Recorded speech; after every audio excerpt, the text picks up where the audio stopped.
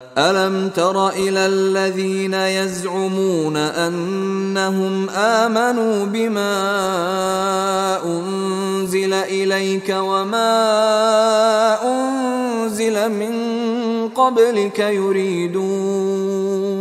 يريدون أن يتحاكموا إلى الطاغوت وقد أمروا أن يكفروا به ويريد الشيطان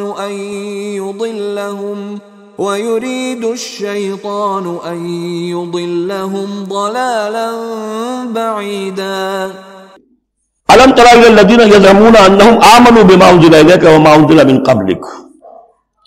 کیا تم نے غور نہیں کیا ان لوگوں کی طرف جن کا گمان تو یہ ہے اور دعویٰ تو یہ ہے کہ وہ ایمان لے آئے ہیں اس پر بھی کہ جو اے نبی آپ پر نازل کیا گیا اور اس پر بھی کہ جو آپ سے پہلے نازل کیا گیا، لیکن کرتے کیا ہے؟ یریدون یتحاکموا الی الطاغوت، وہ چاہتے یہ ہیں کہ اپنے مقدمات کے فیصلے کروائیں طاغوتوں سے، یعنی ان سے جو اللہ اور اس کے رسول کی اطاعت نہیں کرتے.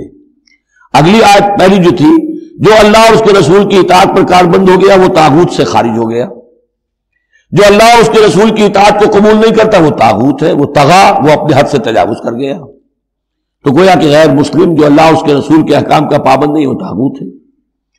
یریدون یتحاکموا الی الطاغوت وقد امروا ان یکفروا بہ، وہ اپنے مقدمات لے کر جاتے ہیں طاغوت کے پاس حالانکہ انہیں حکم دیا گیا ہے کہ ان کا کفر کریں. یعنی ہوتا یہ تھا کہ مسلمان مدینے میں جو منافقین تھے وہ اپنے مقدمات بجائے اس کے کہ حضور کے پاس لائیں، جب یہ دیکھتے تھے کہ ہمارا پلہ گر رہا ہے، حضور کے پاس جائیں گے ہم تو حق کی بات ہوگی، انصاف کی بات ہوگی، تو چلو یہودیوں کی عدالت سے فیصلہ کروا لیں. ایک یہودی کا اور ایک مسلمان کا جھگڑا ہوا اور اس میں یہ مسئلہ اٹھ کھڑا ہوا. وہ یہودی کہتا تھا چلو محمد کے پاس صلی اللہ علیہ وسلم، اس لیے کہ اسے بھی یقین تھا کہ میں حق پر ہوں.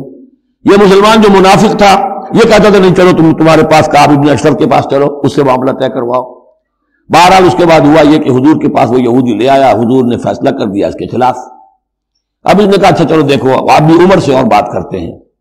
حضرت عمر سے آ کے بات کی، امید کی کہ شاید وہ جب میرا لحاظ زیادہ کریں، میں مسلمان ہوں. وہ یہودی نے بتا دیا حضور تو یہ فیصلہ کر چکے میرے حق میں اور یہ پھر یہ یہاں آیا ہے. انہوں نے آؤ دیکھا نہ تاؤ تلوار لی اور گردن اڑا دی کہ جو محمد کے فیصلے پر راضی نہیں اور مجھ سے فیصلہ کروانا چاہتا ہے اس کا فیصلہ یہ ہے. اس پر معاملہ مچایا، آئے چیختے چلاتے ہوئے اس کے گھر والے، اس کے اہل و عیال کہ ہم تو بس یہ چاہتے تھے کہ کچھ مصالحت ہو جاتی، آپ نے فیصلہ دے دیا تھا تو کوئی مصالحت ہو جاتی تو اچھا تھا، راضی نامہ ہو جاتا، اس لیے گئے تھے. وہ واقعہ ہے جو بیان ہو رہا ہے.